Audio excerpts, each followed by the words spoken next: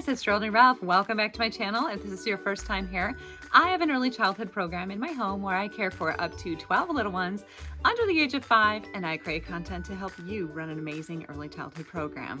So if this is your first time here, make sure to hit that subscribe button and leave a comment below. I'd love to hear where you're from and what kind of program you run, or if you're a mom and you love watching our channel, please let me know. I would love to give a little shout out to you. So today I am going to be talking about what to do about big behaviors with the little people. Right now I have a lot of kids that are transitioning into my program. Literally every single family that's in my program is going through some sort of really big transition in their family life. And I'm starting to notice some of the behaviors from the little ones. They're just feeling a little bit anxious and out of sorts and not really sure about everything in their life. I mean, everything's topsy-turvy right now. We're all going through this whole pandemic situation together. So we got that going on. Parents' jobs are changing. Right now, I have families that are moving, some that have moved here from other states, some that are going to be moving from this state to another state, other families that are just moving locally in the area. Our preschool program has been moved. So, there's that going on.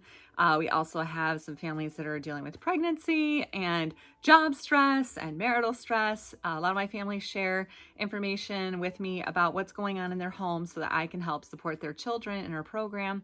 And one of the services that I love to offer my families is advice on how to help their children manage all the stress. I know as a parent, when my kids were little, I was really struggling with figuring out how to help them manage their behavior.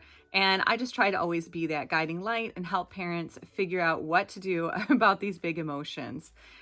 First things first, I do want to say that when little people are feeling out of sorts, you're going to see some really big behavior, sassiness, foot stomping, temper tantrums, all of this kind of stuff that maybe they weren't previously doing. I recently had a conference with a couple of parents, and I was just noticing that their little one was just having like a lot of meltdowns, and that wasn't really typical behavior for this child. So I called for a conference, and we have been working on developing really good strategies. These parents are amazing at using all the strategies that we've discussed previously throughout other areas of development. But now that their family's going through some transitions and our program's going through transitions, the little one is just really having a hard time working with managing the behavior.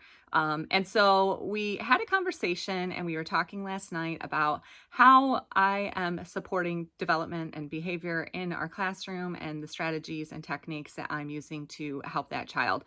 It's very similar with some of the other children that are also going through a lot of stressful and anxious moments right now. New babies, new houses, parents working different schedules, some of the kids not, being on quarantine, all of it. It's very stressful for little people.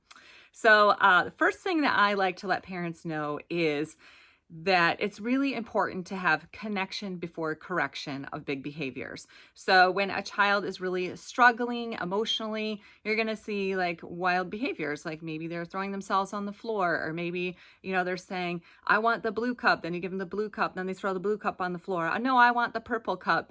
And, all those kinds of things. Unfortunately, those are developmentally appropriate behaviors for their age and their stage, but obviously not behaviors that we want to encourage. So the number one thing that I always do with my little ones, whenever I know that they're going through a lot of stress and anxiety that they're not really able to articulate, is when I see those behaviors and I see, throwing things on the floor, temper tantrums, that kind of thing, the first thing I say is, I can see you're really frustrated. Do you need a hug? Do you want to come sit with me for a little bit? 99% of the time, do you need a hug is going to go a long way for helping them calm their body down and feel grounded so that we can go to the next step, which is correcting the behavior. So it's really important to think about connection before correction. When children are having these very animated responses to the stress and anxiety that they're feeling internally, it's easy as a parent to think, well, I'm not going to have that kind of behavior, or my child's not going to talk to me this way. Of course, we don't want your children to talk to you that way.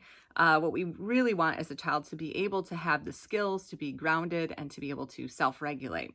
So one of the most important things that you can do to help your child and support your child whenever they're feeling stressed out like that is to ask, do you need a hug right now? Now, sometimes they're going to say, no, I don't want a hug. And they're going to continue, spiraling and getting really frustrated about whatever it is that they're frustrated about.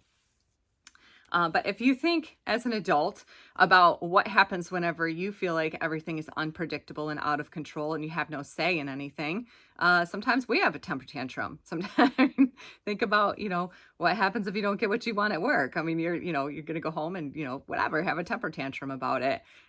They just don't have the ability to identify and articulate and self-regulate. So we really need to work with them and help them. So the first thing I do is that connection before correction.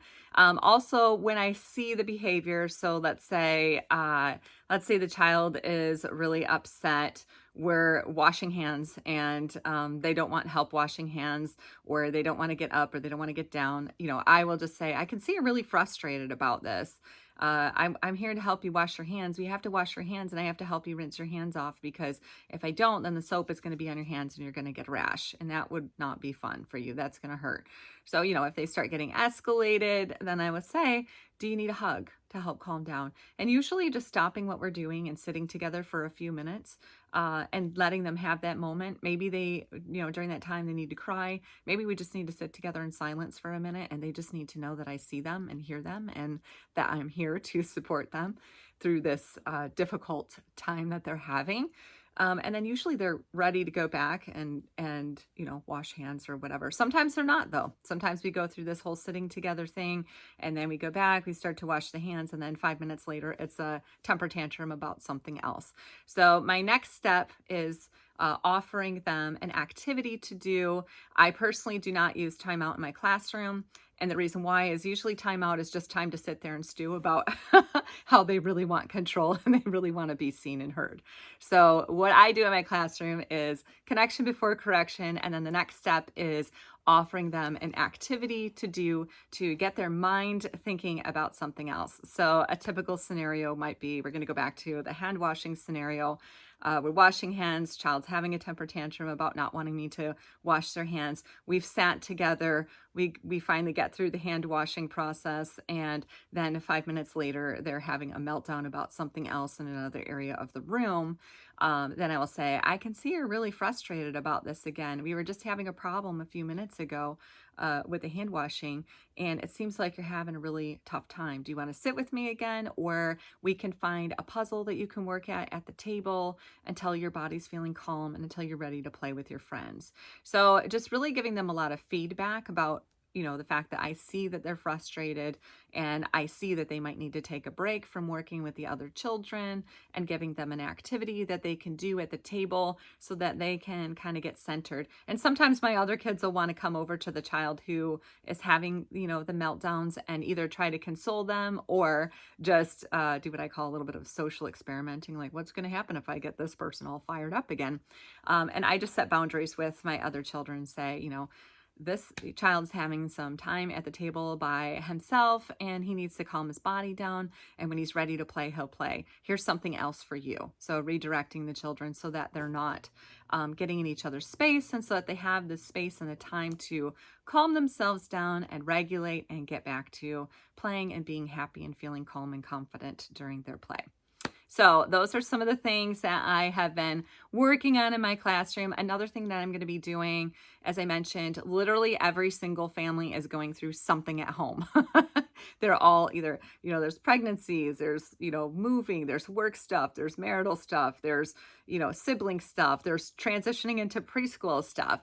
So we are going to be making a little teepee for the kids with some lights and some soft, fuzzy, snuggly things inside the teepee, and a little sensory basket so that they can be inside that little quiet spot by themselves. If they, obviously the first thing I'm going to offer is affection and time in my lap, maybe a story or something simple like that. But the other option that will be available to the children who just need to have their own little quiet space to decompress and get themselves together will be this little teepee with some sensory items in it, so that they have a little quiet space to retreat to, so that they don't have to be social if they're not ready to be social.